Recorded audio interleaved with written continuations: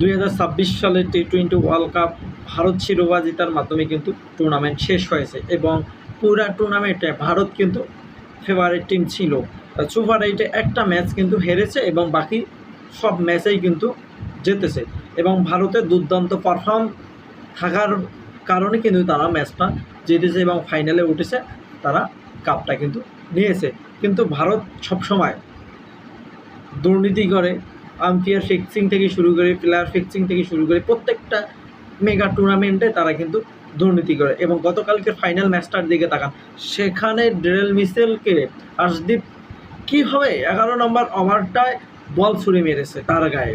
এই যে দেখেন, তাদের 11 নম্বর ওভার পর্যন্ত কিন্তু 5টা উইকেট গিয়েছে, পুরো ম্যাচ থেকে ছিটকে গিয়েছে নিউজিল্যান্ড। রান রেট ইকুয়েশন কিন্তু অনেক চলে গেছে, পুরো ম্যাচটা কিন্তু ভারতের দিকে চলে আসছে। তারপরও দেখেন ডেরেল মিচেল 11 নম্বর ওভারে 2টা ছক্কা মারার কারণে তাকে কীভাবে বলটা দিয়ে ঢালাইলো, এটা আসলে ক্রিকেটারের মধ্যে পড়ে না। একটা সময় ভারতকে সব দেশেই কিন্তু সম্মান করতো, এখন কিন্তু ওই সম্মানটা কিন্তু করে না। তাদের এই ছাত্রী মার্কা প্লাবান ক্রিকেটদের কারণে ইন্ডিয়াকে কিন্তু এখন কেউ সাপোর্ট করে না, এই কারণে তাদেরকে সাপোর্ট করে না। একটা সময় কিন্তু টিম ইন্ডিয়ার কিন্তু অনেক সম্মান ছিল, টিম ইন্ডিয়াকে অনেক দেশ সম্মান করতো, আমরাও করতাম।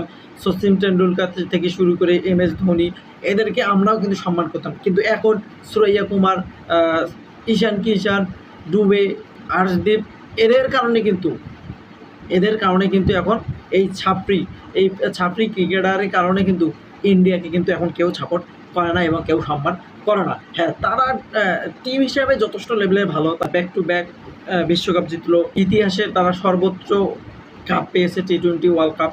তারা এই দিক দিয়ে ভালো, তারা খেলোয়াড় হিসেবে ভালো, কিন্তু তাদের আচরণ হচ্ছে ছাপরি পোলাওয়ান টোকাইদের মতো তাদের কিন্তু আচরণ। তো ডেরেল মিচেল চাইলেই কিন্তু এটার প্রতিবাদ জানাতে পারতো।